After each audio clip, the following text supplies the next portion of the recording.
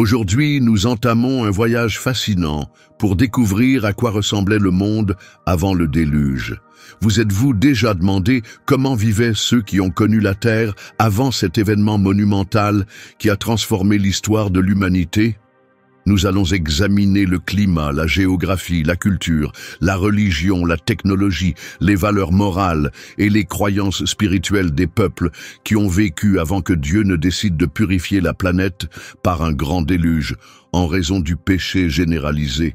Cette vidéo révélera divers faits et mystères issus à la fois de la Bible et d'autres découvertes historiques et scientifiques. Regardez jusqu'à la fin, car certaines révélations pourraient bien vous surprendre. Avant de commencer, prenez un instant pour aimer cette vidéo, vous abonner à notre chaîne, activer la cloche de notification pour ne rien manquer de nos prochains contenus et partager cette vidéo avec vos amis afin de diffuser ces connaissances passionnantes. Allons-y. Notre première exploration du monde antédiluvien révèle qu'il était très différent de celui d'aujourd'hui à bien des égards. Prenons l'exemple de la longévité de ses habitants. Saviez-vous que les humains de cette époque vivaient beaucoup plus longtemps que ceux nés après le déluge? En effet, selon les récits bibliques, les premiers patriarches ont vécu plusieurs siècles. Par exemple, Adam, le premier homme, a atteint l'âge de 930 ans. Son fils Seth a vécu jusqu'à 912 ans. Mathusalem, le grand-père de Noé, a atteint 969 ans, devenant ainsi l'homme le plus âgé jamais recensé. Et Noé lui-même a vécu 950 ans. Mais comment expliquer ces longues espérances de vie avant le déluge? Plusieurs théories existent, mais l'une des explications les plus courantes suggère que l'atmosphère terrestre était autrefois protégée par une épaisse couche de vapeur d'eau. Ce bouclier naturel aurait non seulement filtré les radiations solaires nocives, mais aussi maintenu un climat uniforme, doux et humide sur toute la planète. On pense que cette couche de vapeur s'est effondrée lors du déluge, provoquant l'immense inondation qui a submergé la Terre. Après cet événement, le climat a radicalement changé, devenant plus froid et plus sec, tandis que l'exposition accrue aux radiations solaires a progressivement affecté la santé humaine et réduit la durée de vie. Un autre aspect marquant de cette époque était la communication directe entre Dieu et les hommes. D'après la Bible, des figures comme Adam, Ève, Caïn, Abel, Enoch et Noé ont eu des échanges personnels avec Dieu, qui leur donnait des conseils, des avertissements, des promesses et des bénédictions, tout en exerçant également des jugements et des punitions face au péché. De plus, cette période se distingue par une interaction singulière entre le divin et l'humain, notamment l'union entre les fils de Dieu et les filles des hommes, qui donna naissance à une race de géants appelée les Néphilims. L'identité exacte de ces fils de Dieu et filles des hommes, ainsi que la véritable nature des Néphilim, font encore l'objet de nombreux débats parmi les chercheurs bibliques. Une interprétation répandue affirme que les fils de Dieu étaient en réalité des anges déchus qui ont défié Dieu en descendant sur terre pour s'unir aux femmes humaines, appelées filles des hommes. Cette union interdite aurait donné naissance aux Néphilim, des hybrides dotés à la fois de caractéristiques humaines et angéliques, connus pour leur force colossale, leur immense stature et leur nature corrompue. Leur existence aurait entraîné une vague de violence et de dépravation, provoquant ainsi la colère divine et menant à la décision de Dieu de purifier la terre. Pour comprendre pourquoi ces anges se sont rebellés, il est nécessaire d'examiner des événements survenus bien avant la création de la Terre. Selon les récits bibliques, avant que la Terre n'existe, il n'y avait que Dieu, son Fils Jésus et les anges, une multitude d'êtres spirituels voués à l'adoration et au service divin. Parmi eux se trouvait Lucifer, connu sous le nom d'étoile du matin. Admiré pour sa beauté, son intelligence et sa puissance, Lucifer était un chérubin oint qui protégeait le trône de Dieu et dirigeait les armées célestes, bénéficiant d'un accès privilégié à la présence divine. Cependant, Lucifer n'était pas satisfait de son rôle et désirait être l'égal de Dieu. Envahi par l'orgueil, l'envie et l'ambition, il persuada un tiers des anges de se rebeller contre Dieu. Son objectif était de s'emparer du trône divin et de recevoir l'adoration de toute la création. Pourtant, dans sa souveraineté et sa toute-puissance, Dieu ne permit pas cette révolte. Il chassa Lucifer et ses partisans du ciel, les reléguant sur la terre. Après sa chute, Lucifer fut renommé Satan, ce qui signifie « adversaire », et les anges rebelles devinrent des démons, des esprits malveillants sous son commandement. Cet événement marqua le début d'un combat spirituel incessant entre le royaume de Dieu et celui de Satan. Lorsque Dieu créa plus tard la terre et y plaça l'humanité à son image, Satan y vit une occasion de se venger en corrompant cette création. Considérant la terre comme son domaine et Adam et Ève comme des intrus, il utilisa le serpent, l'une des créatures les plus rusées de Dieu, pour tromper Ève. Il lui fit croire que manger du fruit défendu lui permettrait d'atteindre une connaissance semblable à celle de Dieu sur le bien et le mal. Trompée, Ève en mangea et en donna à Adam qui désobéit à son tour. Cet acte de rébellion rompit leur communion avec Dieu et les dépouilla de leur innocence ainsi que de leur autorité sur la terre, qui fut dès lors soumise à Satan, désormais le prince de ce monde. Depuis ce jour, le péché s'est infiltré dans l'humanité, inaugurant une ère marquée par la mort, la souffrance, la maladie, la violence, l'injustice, l'oppression et la rébellion contre Dieu. L'histoire humaine est alors devenue un récit de chute et de rédemption, de conflit et d'espérance, de condamnation et de miséricorde. L'un des premiers exemples de cette lutte fut celle de Caïn et Abel, les fils d'Adam et Ève. Bien que frères, ils manifestaient des attitudes opposées envers Dieu. Abel, berger, offrit à Dieu les premiers-nés de son troupeau en sacrifice. Quant à Caïn, cultivateur, il présenta les fruits de sa récolte, mais sans sincérité de cœur. Dieu agréa l'offrande d'Abel, mais rejeta celle de Caïn, ce qui attisa la colère et la jalousie de ce dernier. Incapable d'accepter la réprimande divine, Caïn tua Abel dans un champ. Dieu, qui voit tout et rend justice, fut témoin de cet acte et l'interpella. Lorsqu'il lui demanda où était Abel, Caïn répondit avec mépris et mensonge « Je ne sais pas. Suis-je le gardien de mon frère ?»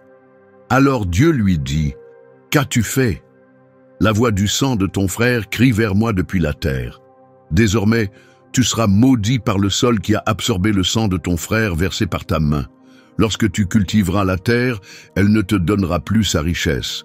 Tu seras errant et vagabond sur la terre. » Désespéré, Caïn répondit « Mon châtiment est trop lourd à porter. Aujourd'hui tu me chasses de cette terre, et je serai éloigné de ta présence. Je vais errer sur la terre, et quiconque me trouvera me tuera. » Mais Dieu lui répondit « Non, quiconque tuera Caïn subira une vengeance 7 fois plus grande. » Ainsi le Seigneur mit un signe sur Caïn afin que personne ne le tue en le rencontrant. Caïn quitta alors la présence du Seigneur et s'établit dans le pays de Nod, situé à l'est d'Éden. Malgré son statut de meurtrier et d'exilé, il fonda une famille. Il épousa probablement l'une de ses sœurs ou une nièce, puisque Adam et Ève eurent de nombreux enfants en plus de Caïn et Abel. Il eut un fils nommé Enoch et bâtit la première ville de l'histoire humaine, qu'il nomma du nom de son fils, démontrant ainsi ses talents de bâtisseur et de chef. La descendance de Caïn se développa et parmi ses descendants se trouvèrent des figures marquantes qui contribuèrent au progrès de la société. Jabal devint le père de ceux qui vivent sous des tentes et élèvent du bétail. Jubal fut reconnu comme l'ancêtre des musiciens, en particulier ceux qui jouent de la harpe et de la flûte. Tubal-Caïn excella dans la métallurgie, maîtrisant le travail du bronze et du fer. Nama, la seule femme mentionnée dans la lignée de Caïn, se distingue également, bien que ses réalisations ne soient pas précisées. Ces récits sur les descendants de Caïn mettent en lumière l'expansion et la diversification de l'humanité avec des individus développant des compétences qui deviendront des professions et marqueront les débuts de la civilisation. Toutefois, cette progression s'accompagna aussi d'un éloignement de Dieu, alors que les hommes s'adonnaient de plus en plus à l'idolâtrie, à la violence et à la corruption morale. Les Écritures rapportent que Lémec, un descendant de Tubal-Caïn, fut le premier polygame mentionné, ayant deux épouses nommées Ada et Tsilla. Il commit un meurtre, tuant un homme qu'il avait blessé et un jeune garçon pour une simple égratignure. Il se vanta ouvertement de son crime devant ses épouses en déclarant « Écoutez-moi, Ada et Tsilla. Prêtez attention à mes paroles. J'ai tué un homme pour une blessure, un jeune homme pour une égratignure. Si Caïn devait être vengé 7 fois, alors Lémec le sera 77 fois. » Genèse 4:23-24. Pendant ce temps, Adam et Ève reçurent la bénédiction d'un autre fils qu'ils nommèrent Seth, signifiant remplaçant, puisqu'il naquit après la mort d'Abel, tué par Caïn. Seth devint l'ancêtre d'Énoch, qui engendra Kénan, puis Mahalalel, suivi de Jared, ensuite Enoch, père de Mathusalem, qui engendra Lémec, lui-même père de Noé. Cette généalogie retrace la lignée des fils de Dieu, qui restèrent fidèles et adorèrent le Seigneur, contrairement aux descendants des fils des hommes, qui choisirent de défier et mépriser Dieu. Parmi les fidèles, Enoch se démarqua par sa piété et son obéissance. Les Écritures soulignent qu'Enoch marcha si étroitement avec Dieu qu'il fut enlevé au ciel, sans passer par la mort. Arrière-grand-père de Noé, il vécut à une époque où la plupart des hommes n'étaient connus que pour leur ascendance, mais lui fut célébré pour sa relation profonde avec Dieu. Contrairement aux autres, son héritage inclut des prophéties sur le jugement divin contre les impies et le fait qu'il plaisait à Dieu par sa foi inébranlable.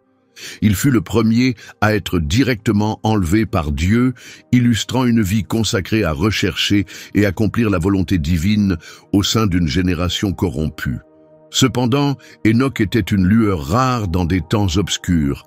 Les Écritures décrivent l'ère précédant le déluge comme marquée par la cupidité, la malveillance et la tromperie, où les relations familiales étaient souvent troublées par des conflits, et les hommes exploitaient leurs semblables.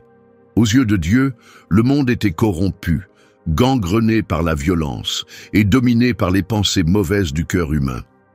Voyant la méchanceté croissante et la corruption généralisée, Dieu regretta d'avoir créé l'humanité et fut profondément affligé par l'état du monde.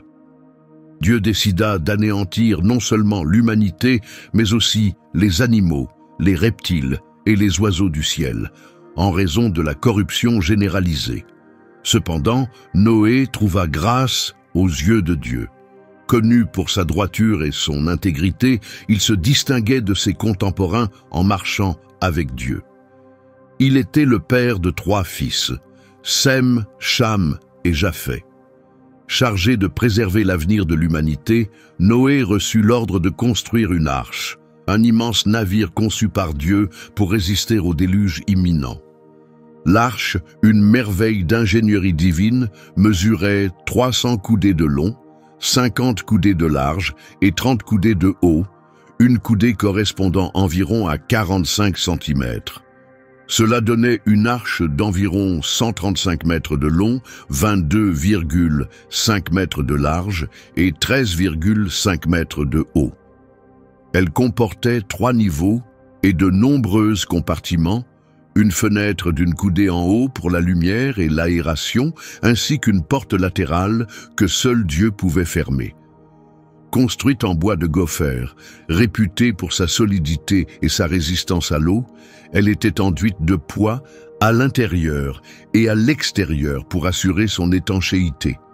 L'arche était conçue pour accueillir environ 40 000 animaux de diverses espèces, tout en fournissant suffisamment d'espace pour leur nourriture et leur eau, ainsi que pour la famille de Noé. L'arche représentait non seulement un exploit exceptionnel en matière de construction navale, mais aussi un témoignage de la grâce et de la miséricorde de Dieu. Pendant environ 120 ans, Noé s'appliqua à la construire, respectant fidèlement les instructions divines. Durant cette période, il servit également de prédicateur, avertissant son peuple du déluge à venir et les exhortant à se repentir. Mais ses contemporains rejetèrent ses mises en garde, se moquant de lui et le traitant de fou et de fanatique. Il vivait dans le déni, incapable d'imaginer une inondation, car il n'avait encore jamais plu sur la terre. Ignorant que les sources des grands abîmes allaient s'ouvrir et que les écluses du ciel allaient se déchaîner, ils ne purent concevoir que l'eau engloutirait bientôt la planète entière. Ils ne réalisèrent pas que le jour du jugement arriverait soudainement, comme un voleur dans la nuit, les prenant au dépourvu. Sans le savoir, leur seule chance de survie reposait sur un acte de foi, entrer dans l'arche. Finalement, le moment arriva où Dieu dit à Noé: « Entre dans l'arche, toi et toute ta famille, car tu es le seul juste de cette génération. Prends avec toi 7 couples de chaque animal pur, un mâle et sa femelle, et un couple de chaque animal impur. Prends également 7 couples de chaque espèce d'oiseau, mâle et femelle, afin de préserver leur descendance sur toute la terre. Dans 7 jours, je ferai pleuvoir sur la terre pendant 40 jours et 40 nuits, et j'effacerai de la surface de la terre tous les êtres que j'ai créés. » Genèse 7, 1-4. Fidèle, Noé obéit et entra dans l'arche avec sa famille et tous les animaux, conformément aux directives divines. À l'âge de 600 ans, il assista à l'arrivée du déluge. Le jour fixé, les sources des grands abîmes éclatèrent et les écluses du ciel s'ouvrirent, déversant des pluies torrentielles sur la terre pendant 40 jours et 40 nuits. Les eaux montèrent rapidement, soulevant l'arche et la portant sur les flots déchaînés. Elles s'élevèrent au-dessus de la terre, recouvrant même les plus hautes montagnes. Partout sous les cieux, les eaux dominèrent, dépassant les sommets de 15 coudées, les submergeant complètement. Toute forme de vie sur la terre disparut, les oiseaux, le bétail, les animaux sauvages, les créatures rampantes et toute l'humanité. Tout être vivant qui respirait périt. Ainsi, chaque être, des hommes aux animaux, en passant par les reptiles et les oiseaux du ciel, fut effacé de la surface de la terre. Seul Noé et ceux qui étaient avec lui dans l'arche survécurent. Genèse 7, 11-23. Pendant 150 jours, Noé et ses compagnons flottèrent sur les eaux coupées du reste du monde, alors que la terre entière était submergée. Mais Dieu n'avait pas oublié Noé. Il fit souffler un vent sur la terre, et les eaux commencèrent à se retirer progressivement. Les sources des grands abîmes furent scellées, et les écluses des cieux furent fermées, mettant fin aux pluies. Les eaux reculèrent continuellement, et après 150 jours, elles avaient considérablement baissé. Le 17e jour du 7e mois, l'arche s'arrêta sur les montagnes d'Ararat. Les eaux continuèrent de diminuer jusqu'au 10e mois.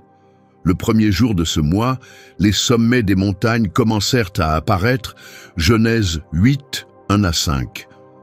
Après avoir attendu encore 40 jours, Noé ouvrit la fenêtre de l'arche qu'il avait construite et lâcha un corbeau. Celui-ci alla et vint jusqu'à ce que la terre soit asséchée. Ensuite, Noé envoya une colombe pour voir si les eaux avaient baissé. Mais la colombe ne trouva aucun endroit où se poser, car la surface de la terre était encore recouverte d'eau. Elle revint vers Noé dans l'arche, et il tendit la main pour la ramener en sécurité à l'intérieur. Noé attendit encore 7 jours avant de relâcher la colombe une seconde fois. Le soir, elle revint avec une feuille d'olivier fraîchement arrachée dans son bec, signe que les eaux avaient bien baissé. Après avoir attendu encore 7 jours, Noé envoya de nouveau la colombe, mais cette fois, elle ne revint pas, indiquant que la terre était suffisamment sèche. Noé retira alors la couverture de l'arche et constata que le sol était sec. La première année du 600e anniversaire de Noé, le premier jour du premier mois, les eaux avaient disparu de la terre. Il confirma que la surface était sèche, et le 27e jour du second mois, la terre était complètement asséchée. Dieu dit alors à Noé, « Sors de l'arche, toi et ta femme, tes fils et les épouses de tes fils. Fais sortir avec toi tous les êtres vivants qui sont avec toi, les oiseaux, les animaux et toutes les créatures qui rampent sur la terre, afin qu'ils se répandent sur la terre, qu'ils se reproduisent et se multiplient. Noé sortit donc de l'arche avec sa femme, ses fils et leurs épouses. Tous les êtres vivants, chaque espèce d'animal, d'oiseau et de créature rampante, quittèrent l'arche selon leur espèce. Genèse 8, 13, 19. Après cela, Noé construisit un autel en l'honneur du Seigneur et offrit des holocaustes avec certains animaux et oiseaux purs. Ces sacrifices dégagèrent une odeur agréable qui monta jusqu'au Seigneur. Touché par cette offrande, Dieu décida en lui-même: je ne maudirai plus jamais la terre à cause des hommes, bien que les pensées du cœur humain soient mauvaises dès l'enfance. Je ne détruirai plus jamais tous les êtres vivants comme je l'ai fait. Tant que la terre subsistera, les semailles et les moissons, le froid et la chaleur, l'été et l'hiver, le jour et la nuit ne cesseront jamais. Genèse 8, 20-22. Dieu bénit alors Noé et ses fils et leur dit: soyez féconds, multipliez-vous et remplissez la terre. Tous les animaux, les oiseaux du ciel, les créatures qui rampent sur le sol et les poissons de la mer vous craindront et trembleront devant vous. Je vous les donne tous entre vos mains. De même que je vous ai donné les plantes vertes, je vous accorde maintenant tout pour nourriture. Cependant, vous ne devez pas manger la chair avec son sang encore en elle. Et je réclamerai justice pour chaque vie humaine. Tout animal et tout être humain qui répand le sang d'un homme, son propre sang sera versé par l'homme, car j'ai créé l'homme à mon image. Maintenant, allez, croissez et multipliez-vous, peuplez abondamment la terre et remplissez-la. Genèse 9, 1-7. Dieu parla à Noé et à ses fils en disant: j'établis une alliance avec vous, avec vos descendants et avec tous les êtres vivants qui vous accompagnent, les oiseaux, les animaux domestiques et toutes les créatures sauvages de la terre qui sont sorties de l'arche. Cette alliance garantit que plus jamais toute vie ne sera détruite par les eaux d'un déluge et qu'il n'y aura plus jamais un tel cataclysme pour ravager la terre. Dieu expliqua: l'arc-en-ciel que je place dans le ciel sera le signe de l'alliance entre moi, vous et chaque être vivant pour toutes les générations à venir. Chaque fois que je couvrirai le ciel de nuages et que l'arc-en-ciel apparaîtra, je me souviendrai de cette alliance existant entre moi et toute créature vivante, et je garantirai que les eaux ne deviendront plus jamais un déluge capable d'anéantir toute vie. La présence de l'arc-en-ciel dans les nuages me rappellera cet engagement éternel entre moi et chaque être vivant sur la terre. Dieu réaffirma à Noé: l'arc-en-ciel sera le signe du pacte que j'ai établi avec tous les êtres vivants de la terre. Genèse 9, 8, 17. L'arc-en-ciel est un symbole de la promesse durable de Dieu envers Noé et toute la création. Il rappelle la fidélité et la bonté de Dieu, montrant qu'il n'a pas abandonné l'humanité, mais lui offre une nouvelle chance de renouveau. Il témoigne de l'assurance que Dieu ne détruira plus jamais le monde par l'eau, mais qu'il continuera à soutenir la vie sur terre. L'arc-en-ciel est un signe d'espérance, soulignant le dessein divin de restaurer toutes choses, dans l'attente du jour où il renouvellera entièrement la création. Il met en avant la grâce de l'amour de Dieu, manifestée à travers l'envoi de son Fils, Jésus-Christ, qui représente l'arc-en-ciel de notre rédemption. Ainsi s'achève le récit du déluge, ouvrant la voie à l'histoire de Noé et de sa descendance, qui repeupla la terre et donna naissance aux nations. Une histoire qui se poursuivra dans une prochaine vidéo. Je vous invite à partager vos réflexions sur ce sujet dans les commentaires, toujours avec respect pour la diversité des opinions. J'espère que cette vidéo vous a captivé. Si vous appréciez ce contenu, soutenez notre chaîne en vous abonnant pour ne manquer aucune de nos prochaines vidéos. Partagez cette vidéo avec votre famille et vos amis. Cliquez sur « J'aime » et exprimez vos pensées dans les commentaires. Votre participation contribue à faire découvrir cette vidéo à un plus large public. Ensemble, nous pouvons éclairer davantage d'esprits et enrichir notre compréhension. Merci d'avoir été avec nous et que Dieu vous bénisse.